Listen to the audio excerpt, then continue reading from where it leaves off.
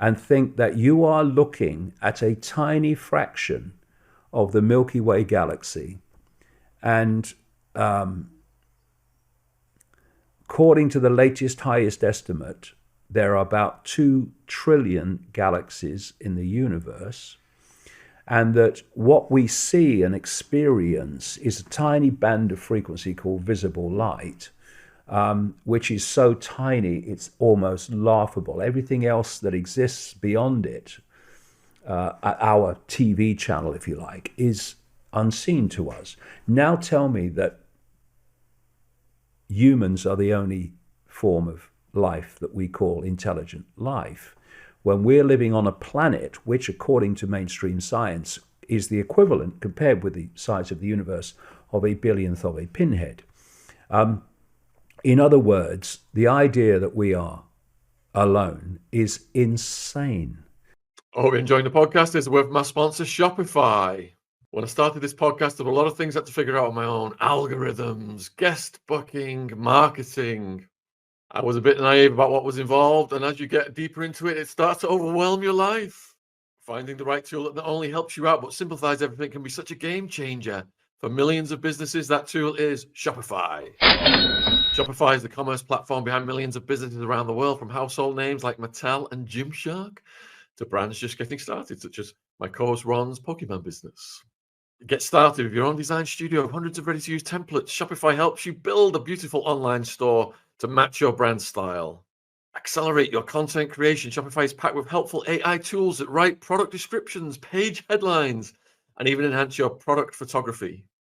Get the word out like you have a marketing team behind you. Easily create email and social media campaigns wherever your customers are scrolling or strolling. And best yet, Shopify is your commerce expert with world-class expertise in everything from managing inventory to international shipping to processing returns and beyond. If you're ready to sell, you're ready for Shopify.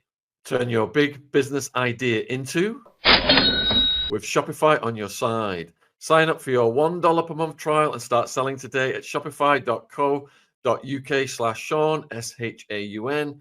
Go to shopify.co.uk/Shaun, shopify.co.uk/Shaun. Link in the description if you're watching on YouTube. Thanks for supporting our sponsor. Back to the podcast. And eventually you go through this web. That spider is not human. And it's that spider that is looking for the prepubescent energy of children. And it absorbs it through these rings. Honestly, people can laugh if they like. I don't care. I'm after the truth, not a round of applause. And the world is nothing like we think it is. And it's when you get into these deep levels that the world of the scene starts to make sense. Well, they're laughing less and less as everything you've written about is slowly coming true, or quickly coming true. You've provoked a lot of thoughts in me there. So when I used to get to America as a younger person, I was shocked. I'd go to the post office and I'd see all these pictures of all these missing children, all plastered all over the walls. I couldn't believe it. With Madeleine McCann, do you think she is dead and the culprits will ever be found? Well, unless something goes wrong with the cover-up, they'll never be found.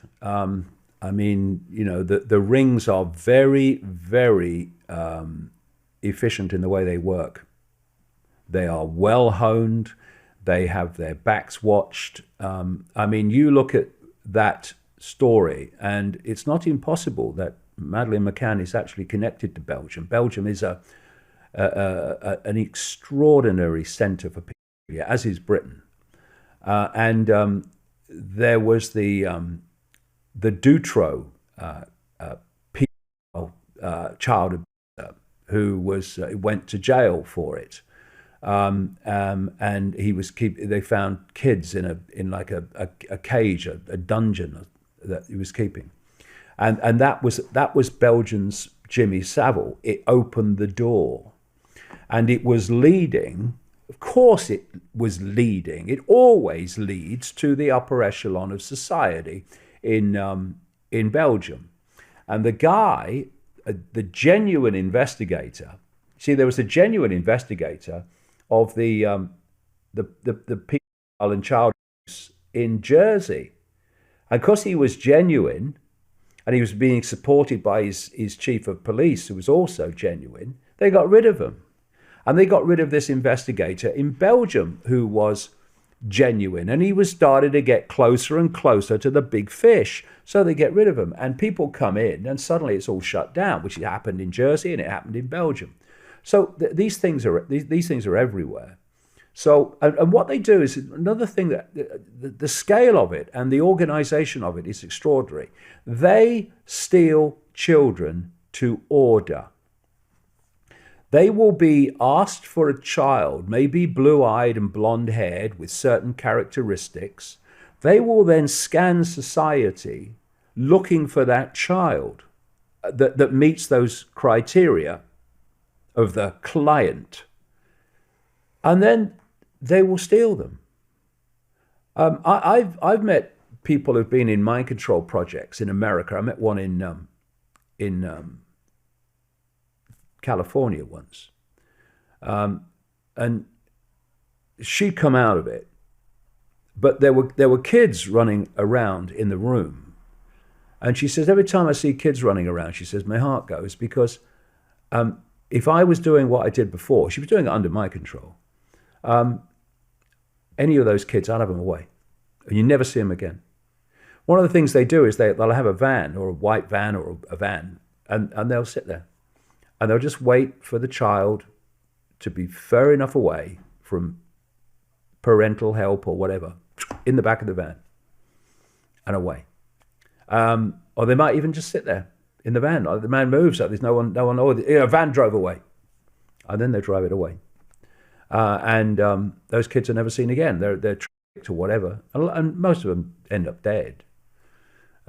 Because when you have no empathy, and you are completely consumed by psychopathy, I remember once when this stuff, it never gets matter of fact, but you have to step back from it. When you research it, like I do, you have to step back from it. Otherwise, it will destroy you emotionally. And when I was in America and a series of things happened, and I realized the scale of it. I remember I was watching a movie that night. I was traveling around America, and in a cinema, and I turned around as we were walking out, and the father was carrying his little child, a boy, over his shoulder. So the boy was looking back at me as his father went forward. I was standing behind, and I looked at this child's face, and I just started to cry, because I'm looking at that face of an innocent little kid, and children like that in vast numbers all over the world they're being murdered, they're being sacrificed. And most people, members of the public, are going, oh, it's too fantastic, don't be ridiculous. And of course, as they do that, the people who are actually doing it go on doing it unchallenged. And that's what I've named so many of them. I've named in my book since the 1990s, Father George Bush and Ted Heath, and I mentioned Lord McAlpine in regard to people in The Biggest Secret in 1998. There was no court case, and yet when someone didn't name him on the BBC, but it was taken that he was talking about Lord McAlpine, all hell broke loose. He threatened to sue everybody. The Speaker's wife in the Houses of Parliament pays him 50 grand or something for not, actually coming out with it outright. I think George Monbiot, another excuse for a journalist on The Guardian, paid him something, all these people. And they weren't even saying he was a pedophile. They were just like tongue-in-cheek, like not, pointing towards him. And while that was going on, I was putting on my internet site, the guy's a frickin' pedophile. Never came for me. And this is how they kind of bat it away. One of the reasons they didn't, they never got Savile, although there were some people that tried, is because he threatened legal action. And then there was a guy called Peter Morrison, MP in Chester, who was a close bosom buddy of Margaret Thatcher throughout her prime ministerial period and before she became leader of the Conservative Party, who was a known pedophile. Edwina Currie, a Conservative MP, in her diaries, said that she was worried, in one of her diary entries, she was worried that Peter Morrison was going to be given a job by Margaret Thatcher that might be damaging the Conservative Party because, of course, he's a known pedophile. And she says in the diary that Norman Tebbit, who was chairman of the Conservative Party, had talked to the MP, Peter Morrison, about his activities, but Peter Morrison promised to be discreet. So now we have it in Edwina Currie's own diary. The chairman of the Conservative Party knew this guy was a pedophile. And I remember the former Daily Mirror editor saying they wanted to get Peter Morrison for his pedophile, but he always threatened with them with legal action. So now you have a pedophile, Peter Morrison, who was a very close associate and supporter and bosom buddy of Margaret Thatcher. You have Lord McAlpine, who was the Svengali and money maker for the campaigns of Margaret Thatcher.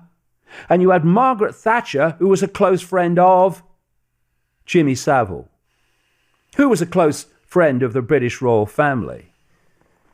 It's a cesspit, Shaun. A frickin' cesspit. And we have to have the bollocks to say so. And if we're sure of our facts, to name names and not worry about consequences, but let the names worry about the consequences. Because they'll never have those consequences while people are in fear of speaking the truth. So I was raised Catholic, and I know Catholic priests that do good work around the world. But then I watch these documentaries on Netflix like Sins of the Father, where these priests, Catholic Church brings in the highest priced lawyers, gets them either minimum sentences or no sentences, promises the victims that justice will be served and they'll be disciplined, this won't happen again. And all they do is move them 20 miles away to another area where they do exactly the same thing. And then they come in and protect them and protect them and protect them. Is the Vatican running and protecting one of the biggest networks in the world? 100%. You see, again, you have to connect dots, and you have to connect dots not just in present day, but across the centuries. The Church of Rome, what is now known as the Roman Church, is the Church of Babylon relocated. Christianity is a publicly acceptable face of the religion of Babylon. And the Babylonian religion involved pedophilia and Satanism. It was a satanic religion. Therefore, as humanity started to grow up and mature a bit, and sacrifice in your face publicly was no longer acceptable, it started to go underground. When abuse of children and stuff became unacceptable, it went underground. It didn't stop, it just went into the shadows. And so in Babylon, they had the trinity of Nimrod, the father god, Ninos Tamos, the virgin-born son, and they had on the third point of the trinity, Queen Semiramis, the goddess. And they said in their stories that Nimrod died and became the sun god Baal, who impregnated Semiramis with the rays of the sun, and therefore she gave a virgin birth to Ninos Tamos. When the Babylonian religion relocated to Rome, this is how that Rome almost seamlessly moved to Christianity, because to people not much had changed. They had the trinity of the father god (brackets Nimrod), Jesus, the virgin-born son (brackets Nanos Timos), Ninos, and at the other point of the pyramid is the Holy Spirit, the Holy Ghost, which they symbolize as a dove. That was Queen Semiramis's symbol in Babylon. And what they did is they took all the attributes given by the Babylonians to Queen Semiramis, Virgin Mother, Queen of Heaven, all that stuff, and they gave them to the invented figure of Mother Mary. And they moved on. And so all these religions, that Christianity is a dual religion. There's the mass of the religion, which operates in the public arena. And that's where they do things like the Eucharist. You know, they drink the blood as red wine, and they eat the flesh as a biscuit. And then there's the core of it, which is the religion of Babylon, and they literally drink the blood and literally eat the flesh, right? And that's, of course, much smaller than that, very smaller than that. But that's the dynamic, you see. And so the obsession that this has and this network has with people, I mean, you know, you got choir boys everywhere. You know, if you're a pedophile, are you going to go where there's only adults? I want to get a job where there's only adults. I'm a pedophile. No, you're going to go where the children are. So you have to look at the care homes, lack of it. Yeah, this is not knocking people at work with children in care homes. There's a fantastic number of people who are absolutely genuine people and care for the kids. Not knocking that, not talking in generalizations. I'm talking in the numbers that are not like that. So you look at care homes, you look at children's homes, you look at churches with all the choir boys. Look where the children are, and you'll find the pedophiles. It's not an obvious cause and effect, is it? Really? And so you look at the structure of the Roman Church. It's obviously going to attract an enormous number of pedophiles. And of course, also, when you completely usurp the natural energetic order, and you say you can only be a priest if you don't get married and you don't have sex, well, that impulse, which is obviously a natural impulse, that's how humans are still alive, and we have new generations.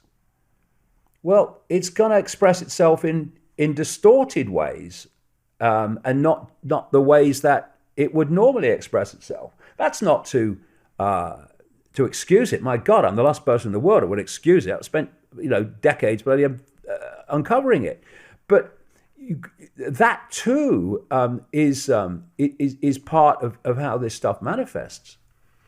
So you mentioned Savile, and that's led on to the next question. I read Princess Di's book in her own words.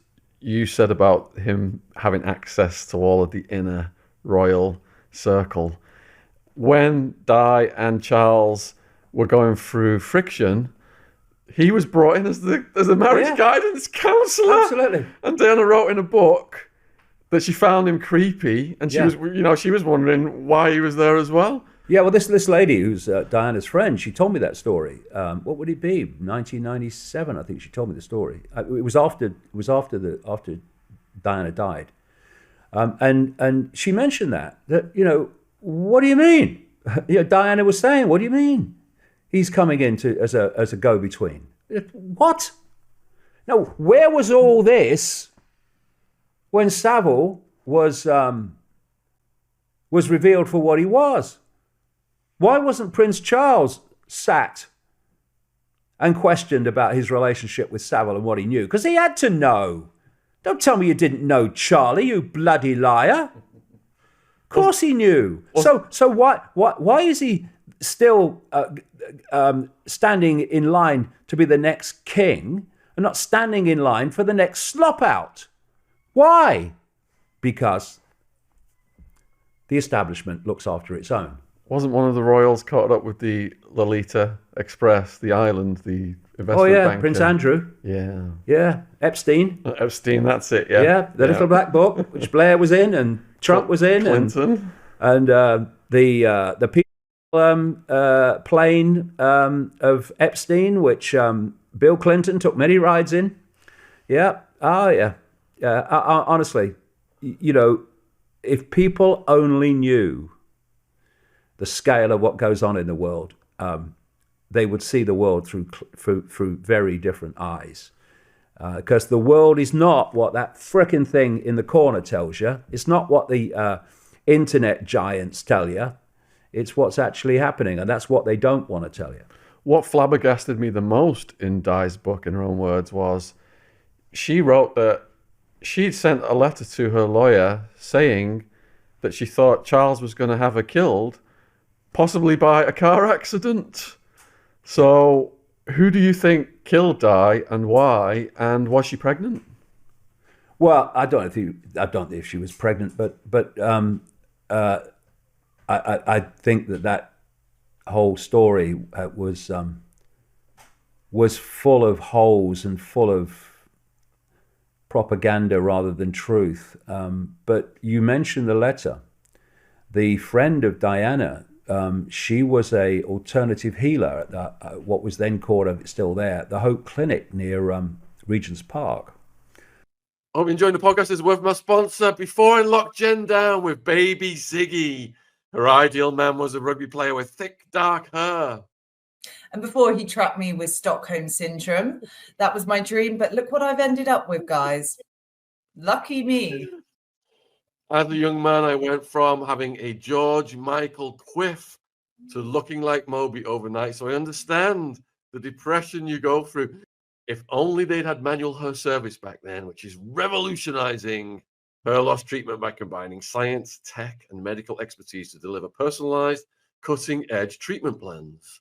Manual has treatment options to target all stages of hair loss. 92% of men who use manuals hair plans saw improvement in their hair loss. You can receive your first treatment as little as 2 days, and most men see results in as little as 3 to 6 months. Just answer a few questions about your hair loss and medical history, and one of Manual's UK licensed experts will help you customize a plan to maximize your success and monitor your progress. More than 450,000 men trust Manual's hair loss treatment plans.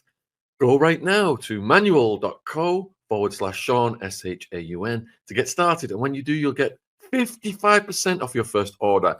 That's 55% off your first order when you get started at manual.co/Shaun, manual.co/Shaun for 55% off men's health the way it should be. Thank you for supporting our sponsor. The link is in the description box on YouTube. Back to the podcast. And Diana used to go to her for treatment. And this lady told me that, quote, friendly people from MI5 used to come and leave notes for Diana because they knew she would pick them up and not be, they could do it covertly. And she said that some of these notes from MI5, friendly people in MI5, were warning Diana that her life was in danger. So, the idea that the official story of Diana's death is how it was is insane. There's so many holes in it. First of all, her security that day, which was decided by Mohammed al-Fayed, by the way, was absolutely insane. It was much less than someone like Madonna would get. And they were offered the chance by the French authorities for the French area of the authorities which looked after celebrities and the security of celebrities in Paris to increase the security, and it was turned down. And then you have this situation where they decide, it was Dodi Fayed on the phone to his father, and they decided, in other words, father must have decided, because he ran Dodi Fayed with a rod of iron, really, in terms of everything he said went. And they decided that they were going to put a decoy car out the front, which was the car that Diana and him had been traveling in around Paris all day. And they were also going to put the one protection vehicle with that to kid the... they were going to put it out the front to kid the so-called paparazzi that they were going to come out. Because they've been putting out, I think through Max Clifford, that there was a possible announcement of an engagement, all that stuff coming. So there was a bit of a frenzy, which was all kind of whipped up during the day.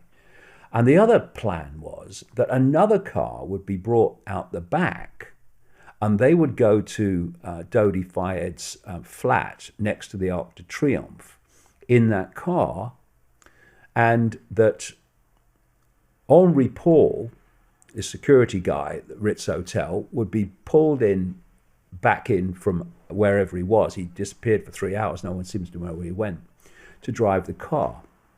And the limousine company that provided the car was basically controlled by Mohammed Al Fayed, because it was getting its clientele from the Ritz Hotel.